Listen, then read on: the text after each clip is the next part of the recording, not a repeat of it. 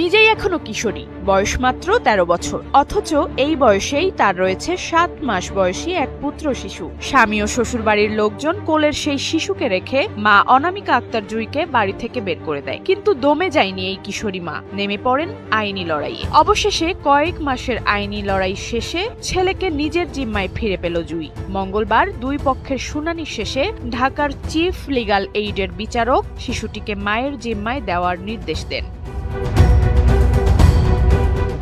জানা গেছে, ফেসবুকে ২২ বছর বয়সী শাকিল ওরফে সাকিব মিয়ার সঙ্গে পরিচয় হয় অনামিকা আক্তার জুঁইয়ের। পরে তাদের মধ্যে প্রেমের সম্পর্ক গড়ে ওঠে। অভিযোগ রয়েছে, জুঁই অপ্রাপ্তবয়স্ক থাকা অবস্থায় তাকে বিয়ে করেন শাকিল। চলতি বছরের শুরুতে তাদের ঘরে একটি পুত্র সন্তানের জন্ম হয়।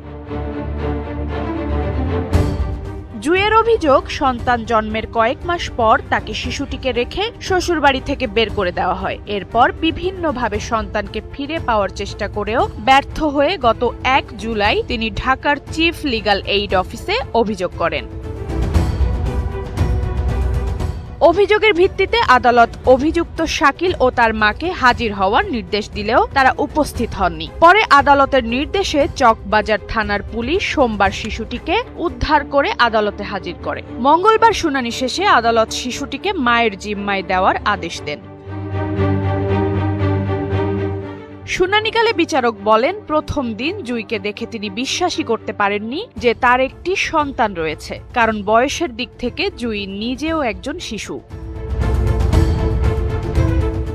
জুঁইয়ের আইনজীবীর দাবি, অপ্রাপ্তবয়স্ক অবস্থায় তাকে প্রলোভন দেখিয়ে নিয়ে যাওয়া হয়। পরে তিনি শারীরিক ও মানসিক নির্যাতনের শিকার হন। সন্তান জন্মের পর তাকে বাড়ি থেকে বের করে দেওয়া হয় এবং শিশুটিকেও তার কাছ থেকে আলাদা রাখা হয়। এই বাচ্চাটার সাথে হলো এই ভিকটিমের সাথে এই আসামির ফেসবুক টিকটকে পরিচয়ের পরে তাকে শুটিং স্পট দেখার কথা বলে কেরানীগঞ্জে, ওখান থেকে তাকে ফুসলিয়ে নিয়ে যায় তার বন্ধু বান্ধব সহ। এরপরে একটা বাড়িতে আটকিয়ে রাখার পরে এখানে তাকে শারীরিকভাবে নির্যাতন করে, একটা পর্যায়ে শারীরিক সম্পর্কও করে জোরপূর্বক। একটা পর্যায়ে তাকে কিছু ব্ল্যাঙ্ক স্ট্যাম্পে স্বাক্ষর করে, এরপরে বলে যে বিয়ে হয়ে গেছে। এই স্বামীর অধিকার নিয়ে তার ইচ্ছার বিরুদ্ধে বারবার তাকে শারীরিক নির্যাতন করার পরে এই আজকে যে বাচ্চা দেখতে পাচ্ছেন, এই বাচ্চাটা ডেলিভারি হয় গত ১/১/২০২৬। ডেলিভারি হওয়ার পরে এর ২-৩ মাস পর গত মে মাসে বাচ্চাটাকে রেখে এই ভিকটিমকে বিদায় করে দেয়। জানা গেছে, মামলার পরবর্তী শুনানি আগামী মঙ্গলবার অনুষ্ঠিত হবে। ওই শুনানিতে শিশুটির স্থায়ী অভিভাবকত্ব সহ সংশ্লিষ্ট বিষয়গুলো নিয়ে আদালত পরবর্তী